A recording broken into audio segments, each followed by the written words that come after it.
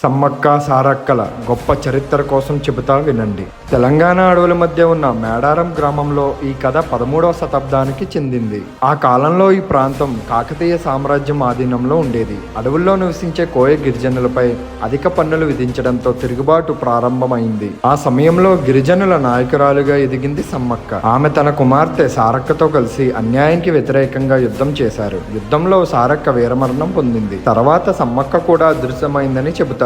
ఆమె స్థానంలో కుంకుమభరణి బెల్లం మాత్రమే కనిపించిందని గిరిజనులు నమ్ముతారు. అప్పటి నుండి సమ్మక్క సారక్కలను దేవతలుగా ఆరాధిస్తున్నారు. ప్రత్యేకత ఏమిటంటే ఇక్కడ శిల్పాల దేవాలయం లేదు, ప్రకృతి ఆలయం. గద్దెలపై ప్రతీకాత్మకంగా అమ్మవార్లను ప్రతిష్ఠిస్తారు. 2 ఏళ్లకోసారి జరిగే ఈ జాతరలో కోట్లాది మంది భక్తులు బెల్లాన్ని బంగారంగా భావించి సమర్పిస్తారు. ఇది కేవలం జాతర కాదు, గిరిజనుల ఆత్మగౌరవం, ధైర్యం, త్యాగానికి ప్రతీక. తప్పులు ఏమైనా ఉంటే క్షమించగలరు. జై సమ్మక్క, జై సారక్క.